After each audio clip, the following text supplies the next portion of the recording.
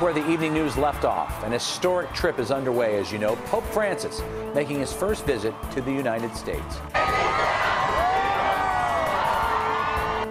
He stepped off the plane to deafening chants from the faithful and a personal greeting from the first family. Then a modest ride to his room for the night. No fancy limo here. The Pope waved to the crowds from the back of his tiny Fiat. Good evening, I'm Rob Johnson. First stop on the U.S. leg of his trip, Washington, D.C. That's where CBS 2 chief correspondent Jay Levine joins us live tonight. And Jay, it was quite a welcome, wasn't it? Really was, Rob. One veteran politician told me he hasn't seen this level of excitement since President Obama's first inauguration.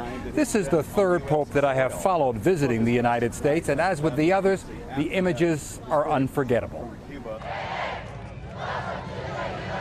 He rode in one of the smallest limos ever, an Italian-made Fiat. He was escorted by a president who literally beamed, smiling from ear to ear.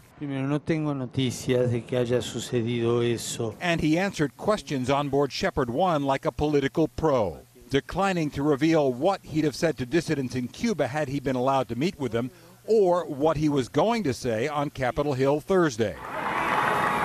He was obviously happy to be here, and President Obama appeared even happier to have him. Walking the walk, flying from Cuba to the U.S., after talking the talk, which led to the restoration of diplomatic relations. Among those greeting him, the Cardinal reportedly instrumental in the choice of Blaise Supich to be Archbishop of Chicago. We've been at this for a long time, and now you can see all of the expectation, all is coming to fruition. The joy, the excitement. I haven't seen this level of excitement since the first inaugural for Barack Obama. Senator Durbin told me he'll be among those who'll greet the Pope on Capitol Hill Thursday morning, but the lawmakers have been warned not to expect any photo ops, not even to approach this seemingly most approachable of all recent popes, who, for some reason this afternoon, with crowds close by, both at the airport and the home where he'll be staying. He had the window down and you could just see him right there, and I was so surprised. I said hello when he turned his head. Somehow refrained from his normal practice of plunging into crowds to greet the faithful.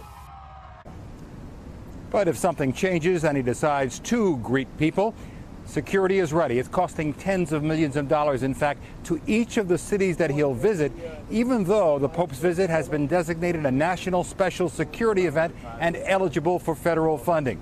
And so the visit has begun. The crowds are building. 5 days to go. Reporting live from Washington, I'm Jay Levine, CBS 2 News. Rob, back to you in Chicago. What a moment it was, Jay, no doubt about it.